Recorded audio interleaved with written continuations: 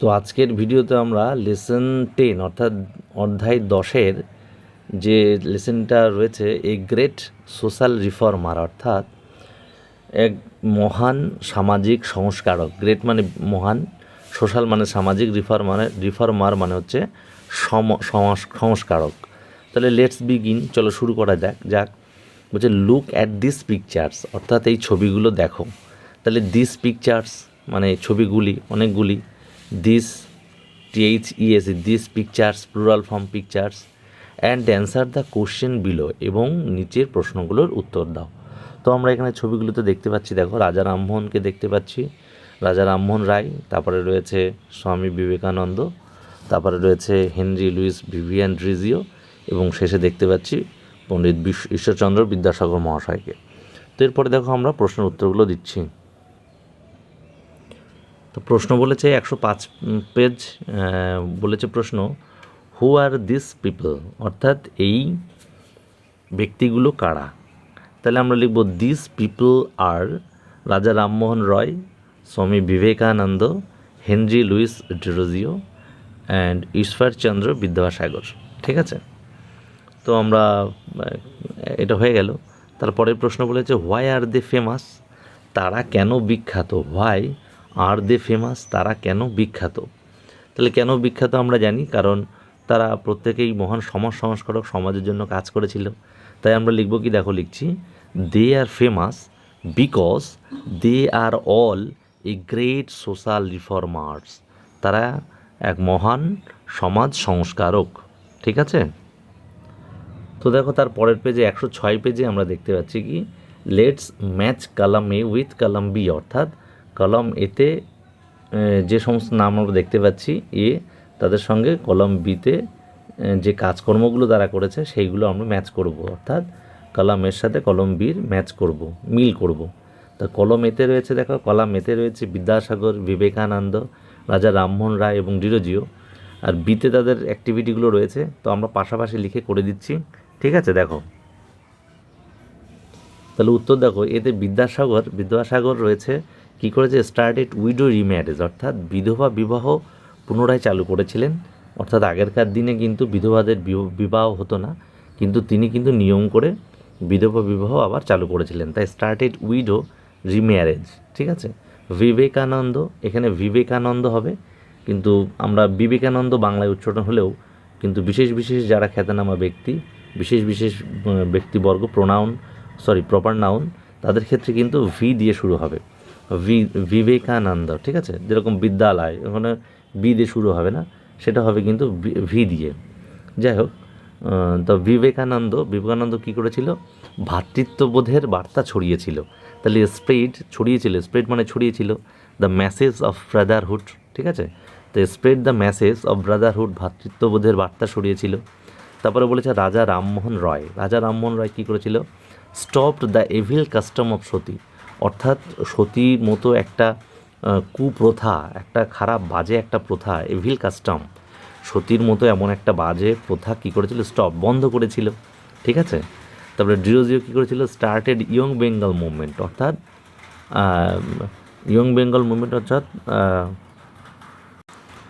তাহলে young Bengal movement তিনি শুরু করেছিলেন, যুব বাংলার আন্দোলন। ঠিক আছে, যুবক বাংলার আন্দোলন, Derozio started young Bengal movement, আমরা ইতিহাসে পড়েছি। তো এটা আমাদের কিন্তু হয়ে গেল। ঠিক আছে, তাহলে ইউনিট 1 আমরা দেখো পড়ছি, বলছে লেটস রিড, চলো পড়া যাক। বলছে শি ইজ বেগম রোকেয়া, সে হয় Begum Rokeya.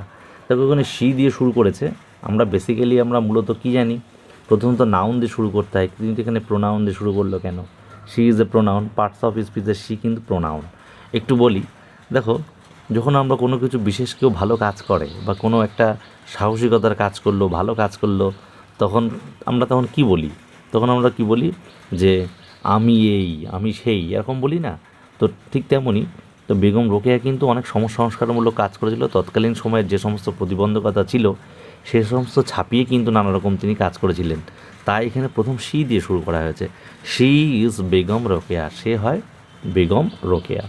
A remarkable women, এখানে উইমেন উচ্চারণ হবে উইমেন। এ রিমার্কেবল অর্থাৎ স্মরণীয়, যা মনে করার মতো, উইমেন স্ত্রীলোক, হুজ ইফোর্টস, যার মানে কাজকর্ম, ইফোর্টস যার মানে সেই সময় দাঁড়িয়ে যে সমস্ত তিনি কাজকর্ম করেছিলেন, ইফোর্টস আর কি, considerably change the state of female education in Bengal, অর্থাৎ ধীরে ধীরে কী করেছিল, বাংলার স্ত্রী শিক্ষার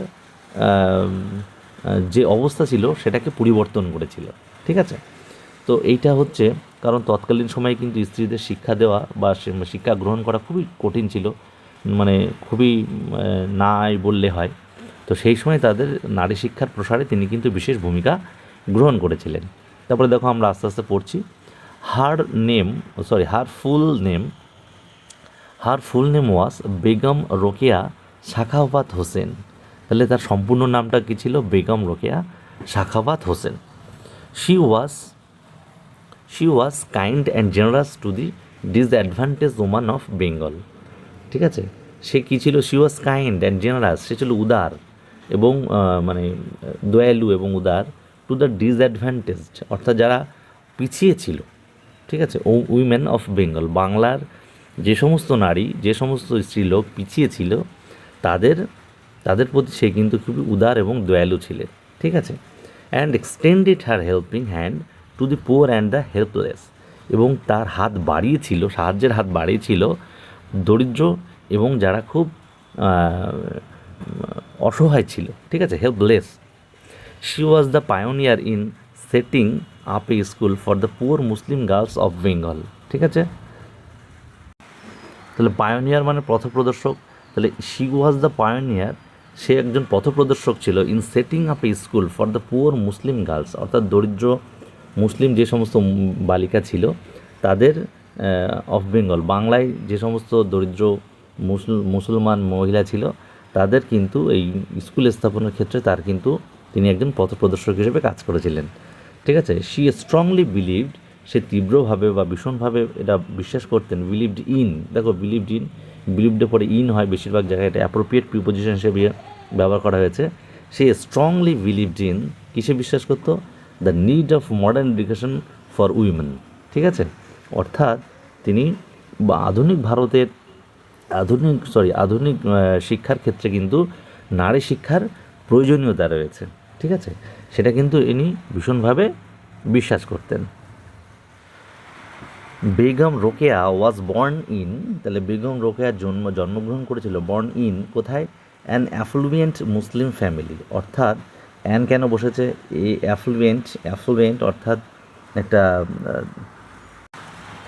ধনী বা সচ্ছল, অ্যাফ্লুয়েন্ট মানে কিন্তু হ্যাভিং মানি, অর্থাৎ যার প্রচুর টাকা পয়সা রয়েছে, সচ্ছল পরিবারে। ঠিক আছে, অ্যাফ্লুয়েন্ট মুসলিম ফ্যামিলি, একটা মুসলমান পরিবারে জন্মগ্রহণ করেছিলেন। যদিও she never went to school, সে কখনো স্কুলে যায়নি।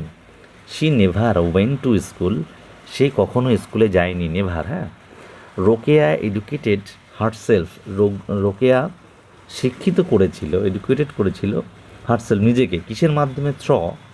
মাধ্যমে, হার ওন ইন্টারেস্ট, তার নিজস্ব ইচ্ছা, ইন্টারেস্ট অ্যান্ড ইফোর্টস, এবং প্রচেষ্টার দ্বারা।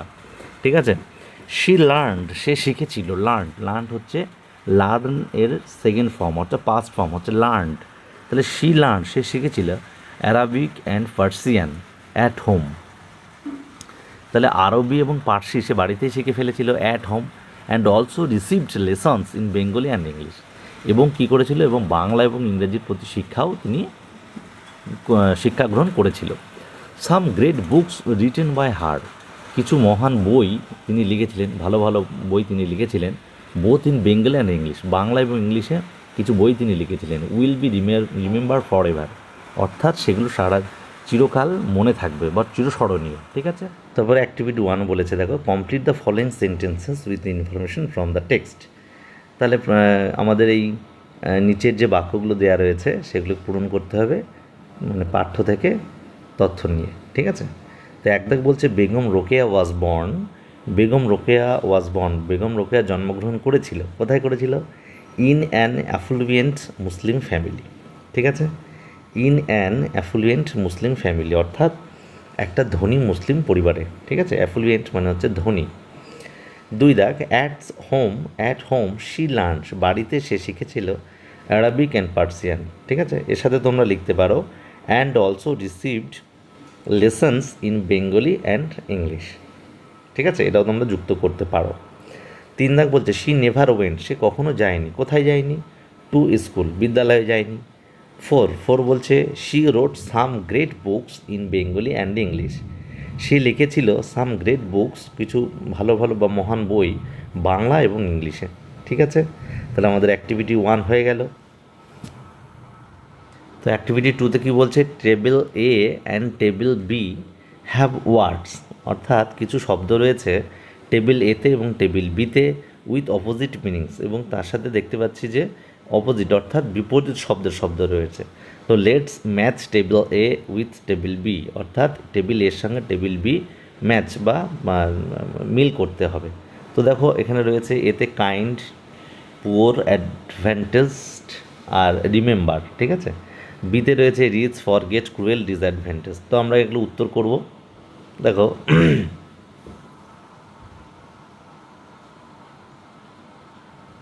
দেখো এ কাইন্ড মানে দয়ালু, বি ক্রুয়েল মানে নিষ্ঠুর, এতে রয়েছে পুওর, পুওর মানে হচ্ছে দরিদ্র, রিচ মানে ধনী, অ্যাডভান্টেজড মানে হচ্ছে সুযোগ, আর ডিসঅ্যাডভান্টেজ মানে সুযোগ নয় এমন, অর্থাৎ কি বলি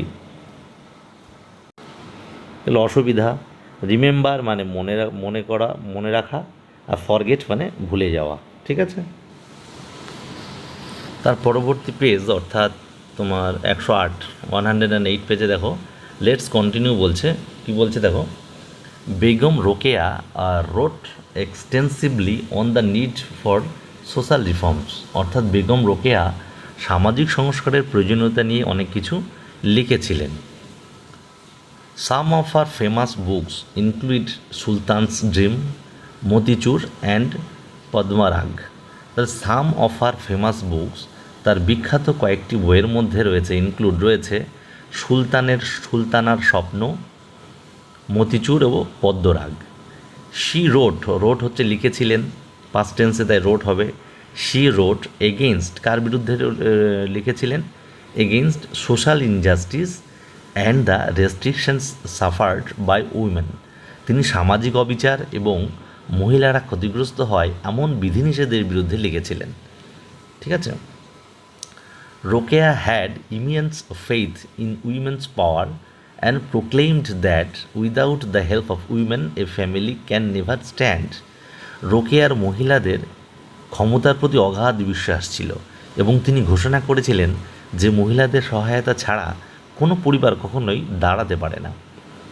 She questioned the gendered division of labor and felt that there should be no gender inequality. তিনি শ্রমের ক্ষেত্রে লিঙ্গ বৈষম্যের উপর প্রশ্ন তুলেছিলেন এবং অনুভব করেছিলেন যে কোনো লিঙ্গ বৈষম্য হওয়া উচিত নয়। Begum Rokeya was a strong humanist, অর্থাৎ বেগম রোকেয়া ছিলেন একজন শক্তিশালী মানবতাবাদী। She gave lessons to women on various subject.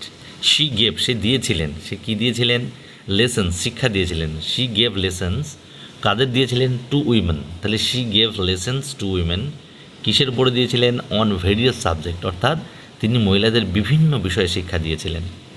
ঠিক আছে, তারপরে দেখো বলেছে she was the founder of Anjuman e Khawateen e Islam, অর্থাৎ এটি কিন্তু একটি মুসলিম মহিলা সমিতি। হ্যাঁ, তাহলে তিনি আঞ্জুমান ই খাওয়াতিন ই ইসলামের প্রতিষ্ঠাতা ছিলেন। ঠিক আছে, তারপরে দেখো Rokeya had a deep believe in the inherent unity of our nation, অর্থাৎ রোকেয়ার আমাদের জাতির অন্তর্নিহিত ঐক্যের প্রতি গভীর বিশ্বাস ছিল। ঠিক আছে, তারপরে আমরা যাচ্ছি পরবর্তী অ্যাক্টিভিটিগুলো।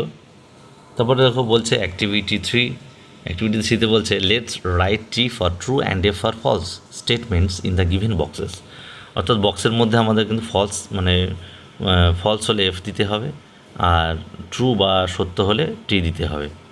তাহলে সত্য বিবৃতির জন্য আমরা টি দেবো এবং মিথ্যা বিবৃতির জন্য আমরা এফ বা ফলসের জন্য এফ দেবো বক্সগুলোতে। দেখো এক দাগ রয়েছে কি, Begum Rokeya never thought about others, Begum Rokeya কখনোই অন্যের জন্য ভাবতেন না, এটা ভুল, তাই এফ দেওয়া রয়েছে। দুই দাগ বলছে Begum Rokeya demanded education for women. Begum Rokeya women স্ত্রী শিক্ষার জন্যে প্রচেষ্টা চালিয়েছিলেন, অর্থাৎ এটা ট্রু। থ্রি দাগ বলেছে she wrote against social injustice, সে লিখেছিল সামাজিক অবক্ষয় বা সামাজিক অবিচারের বিরুদ্ধে, ঠিক আছে, তো এটা সত্যি, তাই ট্রু দিয়েছি। ফোর বলছে she never felt the importance of women in a family, সে কখনোই পরিবারে স্ত্রীলোকদের গুরুত্ব সম্পর্কে সে কখনো অনুভব করেনি, তো এটা ফলস। তারপরে দেখো page 109, activity 4, find out the word clusters, অর্থাৎ ডেসক্রাইবিং ওয়ার্ড এবং নেমিং ওয়ার্ড দুটো একসাথেই ফ্রম দ্য অ্যাবাভ টেক্সট। তাহলে আমাদের উপরে যে টেক্সট আমরা পড়লাম সেখান থেকে কিন্তু এগুলো আমাদের নিয়ে করতে হবে। এক্সাম্পল দিয়েছে এক দাগ দেখো সোশ্যাল রিফর্মস, সামাজিক সংস্কারক। দুই নাম্বার বলছে হেলদি, আমরা হেলদি গার্লস দিয়েছি, মানে সুস্বাস্থ্যের অধিকারী মহিলারা আর কি, স্বাস্থ্যবান মহিলারা। তিন দেখো দিয়েছি রিমার্কেবল উইমেন, অর্থাৎ স্মরণীয় স্ত্রীলোক। চার দাগ দেখেছি ফার্স্ট পায়োনিয়ার, প্রথম পথপ্রদর্শক। পাঁচ দাগ স্ট্রং হিউম্যানিস্ট, মানে শক্তিশালী মানবতাবাদী। ছয় দাগ ফেমাস বুকস, বিখ্যাত বই, সকল বইগুলি। সাত দাগ হচ্ছে আইডিয়াল স্টেট বা আইডিয়াল উইমেন, মানে আইডিয়াল অবস্থা, মানে আদর্শ অবস্থা বা আদর্শ মহিলা।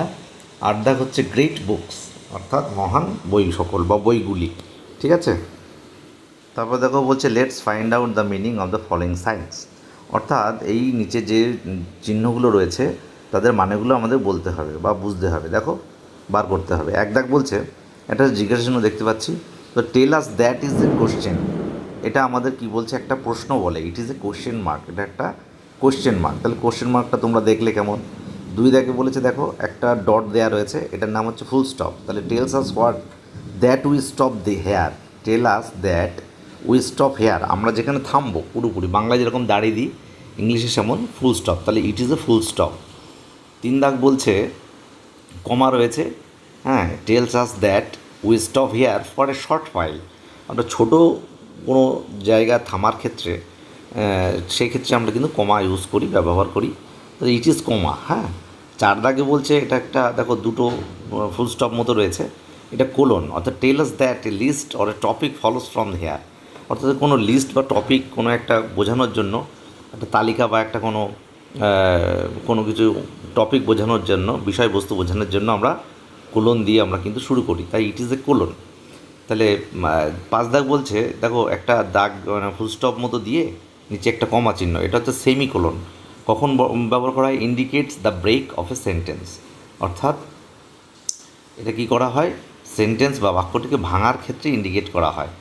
সাত দাগ বলছে দেখো, ছয় দাগ বলছে দেখো একটা উপরে দেখো একটা কমা চিহ্ন, এটা হচ্ছে apostrophe, indicates possessiveness, it is an apostrophe, অর্থাৎ এর ক্ষেত্রে ব্যবহার করতে আমরা নিজস্বতার ক্ষেত্রে ব্যবহার করতে পারি বা কারণ নিজস্বতার ক্ষেত্রে আমরা কিন্তু ব্যবহার করি, ঠিক আছে।